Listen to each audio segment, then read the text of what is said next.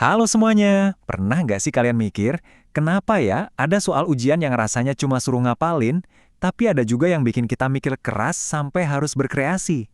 Nah, hari ini kita bakal bongkar rahasia di baliknya. Kita akan kenalan sama 3 level berpikir, LOTS, MOTS, dan HOTS. Udah siap? Yuk kita mulai! Waktu sekolah, pasti pernah kan dapat soal yang perintahnya sebutkan. Dan di lain waktu dapat tugas ciptakan. Beda banget kan rasanya? Yang satu nguji ingatan, yang satunya lagi nguji kreativitas. Nah, kenapa sih ada perbedaan ini? Inilah yang mau kita cari tahu jawabannya bareng-bareng. Oke, ini dia peta perjalanan kita. Kita bakal mulai dari dasarnya banget, terus naik ke level menengah, sampai akhirnya ke puncak. Habis itu, kita bandingin semuanya, dan yang paling penting, kita bakal bahas kenapa semua ini relevan banget buat kehidupan kita. Kita mulai dari anak tangga pertama ya, fondasi dari semua pengetahuan. Namanya LOTS, atau Lower Order Thinking Skills. Anggap aja ini tuh batu bata paling dasar yang harus kita susun biar bangunan pengetahuan kita kokoh. Jadi, LOTS itu apa sih? Gampangnya, ini kemampuan berpikir level dasar. Eits, tapi jangan salah ya, dasar di sini bukan berarti nggak penting. Justru ini fondasi utamanya. Tanpa bisa nginget dan paham fakta dasar, ya mana bisa kita mikir yang lebih rumit? Fokus utama LOTS itu simple, ngumpulin informasi. Pokoknya ini semua tentang menghafal fakta dan ngerti artinya apa adanya. Kalau di taksonomi Bloom, ini tuh ada di level C1, yaitu mengingat, dan C2, memahami. Nah, cara gampang buat ngenalinnya itu dari kata kerja perintahnya. Kalau ada kata-kata kayak mengingat, menyebutkan, menjelaskan, atau mengidentifikasi, udah hampir pasti itu tugas LOTS. Semuanya cuma minta kita buat ngeluarin lagi info yang udah ada di kepala kita. Ini nih contoh paling klasiknya. Sebutkan sila-sila Pancasila. Jawabannya kan udah pasti, udah paten, dan cuma ngandalin hafalan. Nggak ada ruang buat opini atau interpretasi. Cuma manggil data dari memori. Nah, itulah LOTS. Oke, fondasi udah kuat. Sekarang waktunya kita bangun jembatan buat naik ke level selanjutnya. Kita kenalan sama MOTS, alias Middle Order Thinking Skills. Ini nih tahap penting yang ngehubungin antara apa yang kita tahu dengan apa yang bisa kita lakuin pakai pengetahuan itu. MOTS ya, namanya juga middle, jadi dia ada di tengah-tengah. Perannya persis kayak jembatan. Di sini, kita nggak cuma sekedar tahu informasi, tapi kita mulai menggunakan informasi itu secara aktif.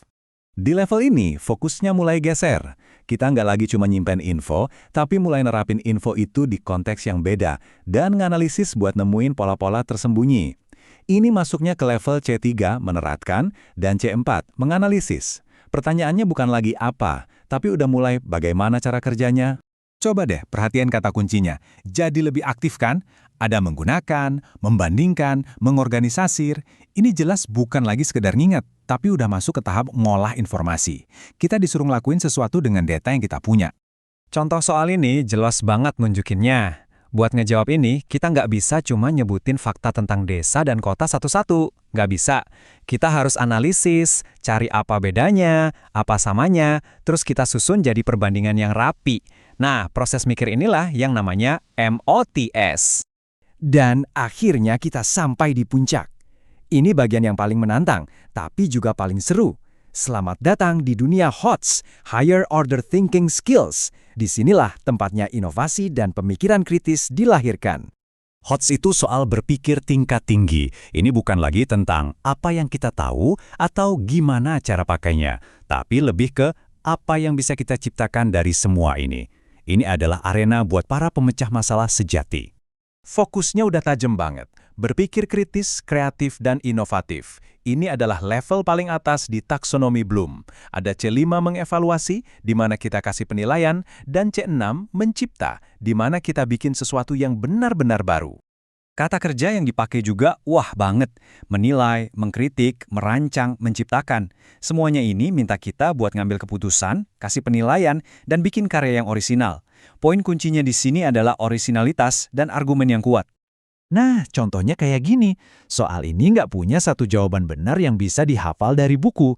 Kita harus ngevaluasi situasinya, nimbang-nimbang berbagai sudut pandang, terus kita rancang solusi baru yang logis dan bisa dipertanggungjawabkan. Inilah inti dari HOTS. Oke, kita udah daki setiap tingkatannya. Sekarang, Yuk kita lihat semuanya dari atas, biar perbedaannya makin jelas dan makin nempel di kepala. Kita satukan semua potongan puzzle-nya. Coba kita adu langsung ya, antara yang paling dasar sama yang paling puncak. Lots itu ibarat kita ngumpulin balok-balok Lego, ngebangun dasar pengetahuan dengan jawaban yang udah pasti. Nah, sebaliknya HOTS itu adalah saat kita ngerakit balok-balok Lego itu jadi sebuah pesawat luar angkasa baru yang belum pernah ada sebelumnya. Keren kan? Nah, ini dia rangkuman pamungkasnya. Di tabel ini kelihatan jelas banget pergeserannya. Dari levelnya, fokusnya, sampai jenis pertanyaannya. Biar gampang ingatnya gini aja, LOTS itu nanya apa, MOTS itu nanya bagaimana, dan HOTS itu nanya mengapa, dan terus kita bisa bikin apa ya? Simpan baik-baik ya tabel ini. Oke, teorinya udah dapet. Tapi mungkin ada yang nanya, terus so what gitu loh? Kenapa sih kita harus peduli sama ini semua di luar sekolah?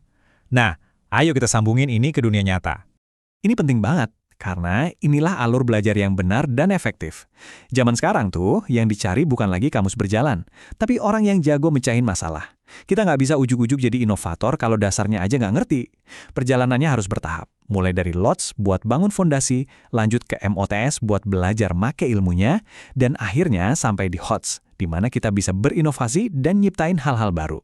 Jadi, sebagai penutup, saya mau kasih satu pertanyaan buat kalian renungkan. Setelah tahu semua ini, kira-kira pertanyaan seperti apa sih yang mau kalian ajukan hari ini?